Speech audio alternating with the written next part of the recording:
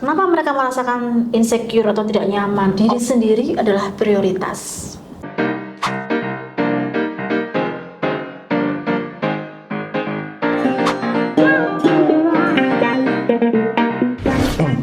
Assalamualaikum warahmatullahi wabarakatuh.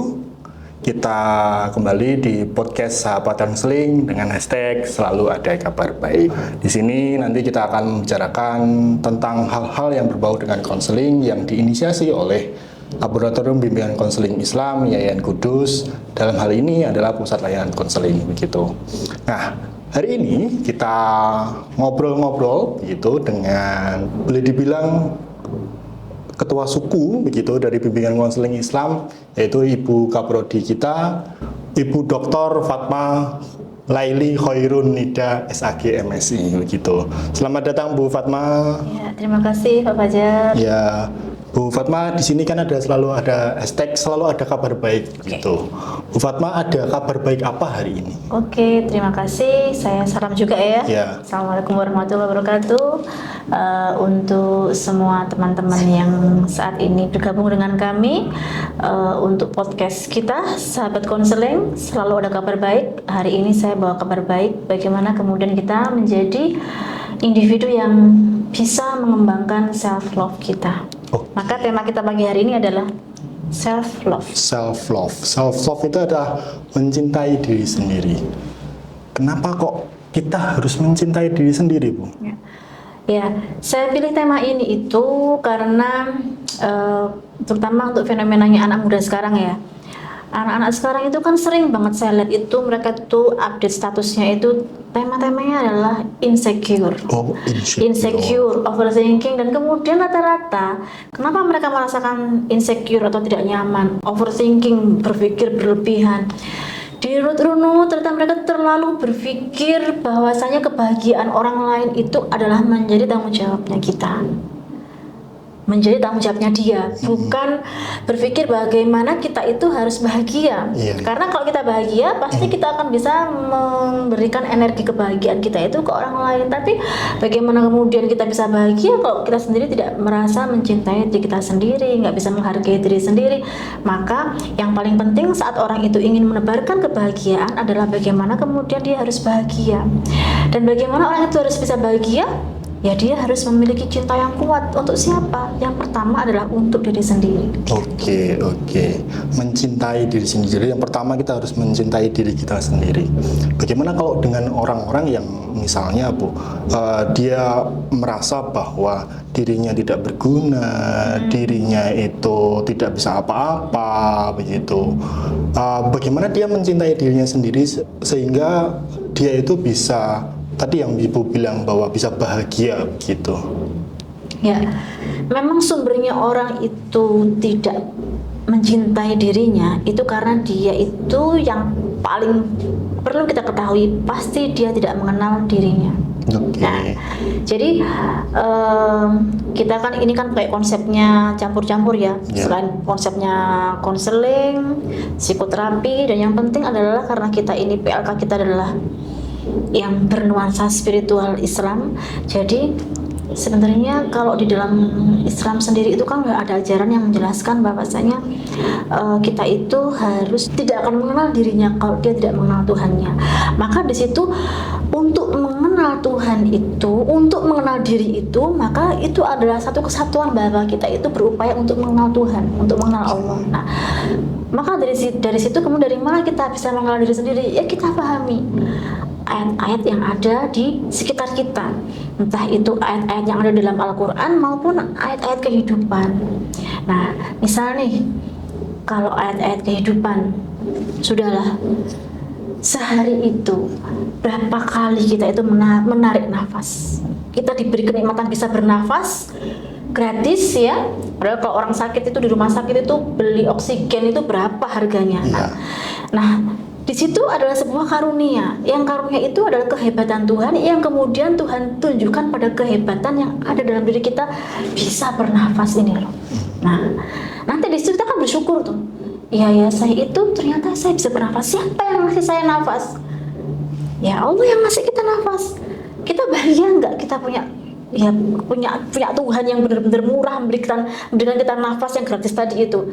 Iya, akhirnya kita kan kemudian menjadi merasa menghargai apa yang sudah dititipkan Tuhan ke kita dari tadi satu nafas tadi. Belum yang lain-lainnya, belum bagaimana detak jantung kita, belum kita mengedipkan mata. Pak Fajar bisa bayangin kalau kita dalam waktu 1 menit aja nggak berkedip matanya, kayak apa rasanya? Nah, itu adalah hal-hal yang sebenarnya hal-hal yang kecil tapi itu besar banget yang bisa kita kembangkan untuk membangun rasa cinta kita pada diri kita sendiri. Dari mana? Ya, karena berartinya kita di pandangan Allah. Kita diberi semua karunia tadi itu, Allah memandang kita berarti. Kamu tak kasih kemampuan berkedip, bernafas, berdetak jantung, melangkah untuk apa? Untuk membuat kemanfaatan. Kamu punya apa? Tugas di muka bumi itu banyak amat. Di situ kita merasa, ya saya itu berarti. Nah, kalau kita merasa berarti karena dari nikmat-nikmat tadi itu, maka kita akan bisa mencintai diri kita sendiri. Jadi terus gak mau kita kembali dikendalikan orang. Gitu. Jadi intinya berangkat dari mengenal diri sendiri, mengenal Tuhan. Ada lagi yang paling penting, mengenal sifat-sifat Tuhan. Misalkan Rahman Rahim. Nah, itu kan benar-benar kasih sayang Allah yang tadi ditunjukkan tadi kepada kita, yang kemudian kita jadikan sebagai bekal kita untuk mencintai diri sendiri. Kurang lebihnya begitu. Oke, salah satunya adalah dengan mengenali diri sendiri, begitu. Nah, ketika seseorang misalnya tadi dengan self love sudah mengenali diri sendiri, begitu, tetapi dia mengenali bahwa oh ternyata potensi saya ini, ternyata kelebihan saya ini, saya bersyukur terhadap itu. Iya. Dan ketika sudah seperti itu, Bu, misalnya itu kan jenengan bilang tadi kan itu biasanya dilakukan mungkin sebelum tidur begitu kan, hari ini ngapain dan sebagainya begitu. Tapi ketika besoknya ketemu orang yang lebih wow, lebih hebat lagi begitu, dia merasa minder lagi begitu, berasa bahwa dia bukan apa-apa lagi begitu. Bagaimana mengelola itu bahwa biar kita itu tetap self love begitu. Jadi sebenarnya idealnya itu kita itu lagi-lagi kita berangkat dari tadi pemahaman diri ya. Ada tuh yang namanya muhasabah gitu, dalam Islam muhasabah. Jadi teman-teman bisa coba nih kalau mau tidur tuh Pak Fajar, kita itu kan berdoa. Timbang kita itu main HP, tambah bikin insecure tuh, nyekrul gitu kan capek kita lihat ini status teman-teman yang lebih oke, itu kan mah beban kita tidur. Maka lebih baik matikan HP, kita berpikir apa saja hari ini yang sudah kita lakukan, begitu kan? Siapa saja yang hari ini memberikan kita apresiasi positif, begitu kan bisa. Kemudian kita syukuri itu. Saya nggak ngira ya saya bisa begini, gitu kan. Nah, besok pagi ketemu orang yang buat kita insecure lagi, ya kita jadikan apa-apa. Biasanya kan kita kan insecure sama orang yang kita pandang lebih kan, Pak Fajar, ya kan? Yang dia lebih cantik lah, lebih ganteng, lebih pinter, lebih kaya, lebih keren, lebih banyak temennya. Nah, kita insecure tuh di situ. Nah, tapi lagi-lagi kita kembali ke diri sendiri. Satu yang paling penting bahwasanya setiap individu itu diciptakan secara unik. Unik itu beda, punya karakter gitu kan. Nah, keunikan kita inilah yang kemudian bisa menjadikan modal bagi kita untuk melakukan afirmasi diri. Ya, saya berarti. Fatma, kamu berarti. Fatma, kamu hebat. Fatma, kamu bisa begini. Fatma, kamu bermanfaat. Itu terus kita tanamkan. Kalau kemudian saya melihat Pak Fajar tapi bisa begini, saya nggak bisa begitu. Ya itu keunikan Pak Fajar, gitu. Itu keunikan Pak Fajar, kelebihan Pak Fajar, dan di muka bumi ini nggak ada yang namanya orang tuh sama. Pasti ada sekian perbedaan, walaupun cuma sekian inci, pasti ada yang berbeda. Nah, itu yang membuat kita itu bisa melakukan afirmasi positif. Saya berbeda, saya unik, saya bisa, saya mampu, saya berguna, saya hebat. Nah, begitu. Jadi itu. Terus kalau tetap yang namanya kelebihan orang itu kan nggak bisa kita tutup mata kita kan dari kelebihan orang. Itu kita jadikan sebagai apa? Motivator gitu kan. Tak apa-apa kan, memang harus ada yang lebih di hidup ini. Buat apa? Buat kita itu punya motivasi untuk lebih baik. Udah cukup di situ aja, nggak usah kemudian kita harus sama, sampainya harus sekeren itu gitu kan. Dan gitu ya, karena tadi kembali kita ini adalah pribadi yang unik, kita ini berharga gitu. Ya, itu tadi teman-teman, jadi pribadi kita itu adalah pribadi yang unik, kita itu pribadi yang berharga gitu. Kayak kita itu memang sering sekali orang-orang itu merasa insecure itu karena dia itu Pak Fajar, dia merasa bertanggung jawab bahwasanya kebahagiaannya orang itu saya ikut tentukan gitu. Iya kan? Terus sekarang ada kan fenomena yang paling sering itu namanya people pleaser itu kan. Nggak enakan gitu loh, nggak apa-apa kita itu bilang enggak kalau kita nggak mampu. Nah, tapi kan ketika orang Jawa itu kan ewo perkewo itu sangat tinggi sekali, nggak enakan gitu. Semua itu kan tergantung bagaimana kemudian kita mengelola komunikasi, ya kan. Jadi kalau kita nggak mampu, ya katakan dengan baik-baik, saya nggak bisa, maaf ya, saya nggak bisa gitu. Saya capek gitu, misalkan gitu kan. Sering sekali saya melihat tuh anak sekarang itu direpotkan dengan sesuatu yang sebenarnya bukan menjadi kewajiban dia. Apalagi itu kalau orang yang teman-teman anak-anak muda yang apa ya, yang punya cowok atau yang punya cewek sama pacarnya itu nggak enakan banget. Padahal itu kan sebenarnya ketika dia itu nggak enak gitu kan, membiarkan ketidakenakan itu kemudian menjadi bagian dari pola relasi dia, itu lama-lama sebenarnya dia itu sedang ngapain? Sedang membunuh dirinya sendiri. Iya toh? Iya. Siapa yang mau peduli sama kita kalau nggak kita sendiri gitu toh? Harusnya kan begitu. Nah, tapi kita kan lama-lama kita mengabaikan diri sendiri, kita menghilangkan diri kita sendiri, hilang lama-lama kita rasa memiliki diri sendiri itu terus hilang. Kita repot dengan urusan teman kita, sahabat kita, pacar kita. Lama-lama saat mereka pergi kita sudah kehilangan semuanya, kehilangan teman, dan yang paling penting adalah kehilangan diri kita sendiri. Nah itu, jadi hati-hati dengan nggak enakan itu katakan tidak. Kan kalau disuruh namanya asertif itu ya, asertif itu harus dilatih sekarang. Nah sekarang itu kayaknya mereka itu untuk bilang enggak itu takut kalau ntar nggak punya temen gitu kan. Apalagi kalau yang minta bantuan itu adalah target dia gitu, target mau jadi cowoknya atau apa. Ngapain harus begitu? Ya kalau anak-anak muda sekarang kan itu Bu, kalau cinta itu kan rela berkorban. Iya, gitu. memahami pengorbanan itu loh. Ya itu. Mengenaskan lama-lama tuh kan. Jadi memahami cinta rela berkorban itu kemudian tidak harus serta-merta kita itu kehilangan diri kita sendiri, mengorbankan diri kita sendiri, mengorbankan kebahagiaan kita sendiri. Itu kan, itu loh Pak, namanya bucin tuh loh Pak. Iya. Nah, bagaimana kalau ketika seseorang itu orang itu memang dia itu suka untuk direpotkan Bu. Ada ya. Ada. Sibuk berarti. Iya. Jadi ketika dia kelihatan sibuk itu dia senang begitu. Tapi di sisi lain ketika setelah sibuk ya dia akan bercerita bahwa kemarin dia capek dan sebagainya begitu juga ada. Iya, makanya tadi saya katakan harus terukur gitu kan. Yang paling penting itu kan diri sendiri adalah prioritas. Itu gak berarti kita itu selfish gitu kan, egois, enggak. Kita harus bisa bedakan itu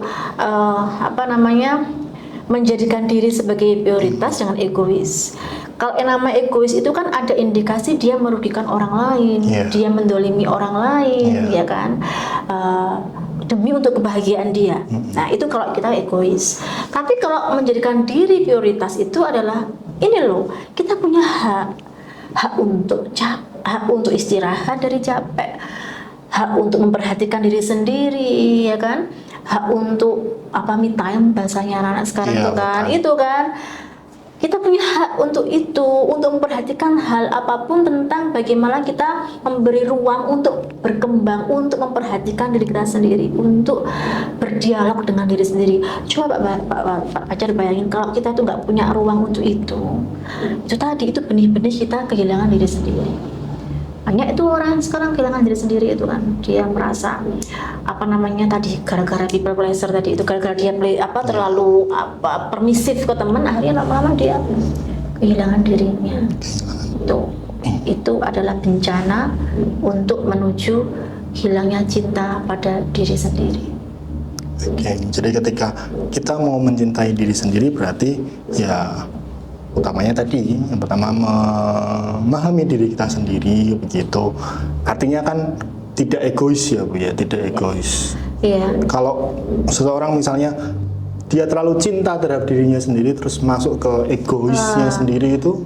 Itu kan, nah itu kan kalau kayak gitu kan ada indikasi ya, ada yang dirugikan, pasti begitu kan. Nilai-nilai etika sosialnya itu hilang biasanya, ya kan. Kalau orang beda, kalau egois kan kayak gitu, itu dia sudah terlalu selfish tadi, jadi dia nggak peduli ada teman yang memang dizolimi, ada teman yang dirugikan, ada teman demi dirinya, itu sudah masuk ke, itu sudah ranahnya kan negatif kan, egois. Tapi kalau self priority, memprioritaskan diri sendiri, itu beda. Jadi dia tidak ada yang dirugikan. Kalaupun dia merasa mau menolak permintaan tolong teman atau apa, dia mampu menyampaikan, dia mampu bilang saya nggak bisa, ya maaf, dengan cara yang baik gitu kan. Itu ya, semua kan yang bisa mengukur itu kan kita sendiri kan. Sebenarnya kan kalau kita mau lebih dalam lagi bicara masalah self love, itu kan intinya kan begini, siapa sih yang mau peduli sama kita kalau nggak diri kita sendiri? Siapa sih yang mau mendukung kita dengan tulus kalau nggak kita sendiri? Nggak ada tuh yang bucin-bucin itu loh Pak Fajar, yang bucin-bucin anak muda itu Mbak, yang bucin-bucin itu yang kemudian terus mereka itu bilang, ya aku nggak bisa sama dia, kalau nggak sama dia, aku tuh yang ngerti aku tuh dia, yang paham aku tuh dia. Nggak ada. Orang yang paling paham kita itu diri kita, gitu. Dan paling dekat yang paling paham ya kita, ya orang tua, gitu. Siapapun, gitu. Apalagi kalau sudah merasa tergantung, ya tergantung. Kalau orang tergantung banget dengan yang digantungin tadi itu, entah cowoknya, entah temennya, entah sahabatnya, entah circle-nya, pasti dia kemudian merasa mereka yang paling paham tentang dirinya, padahal yang paling paham ya kita sendiri. Maka karena kita yang paling paham tentang diri kita, maka yang paling berhak atas kebahagiaan kita itu adalah kita sendiri. Gitu. Jadi bucin itu capek, gitu kan.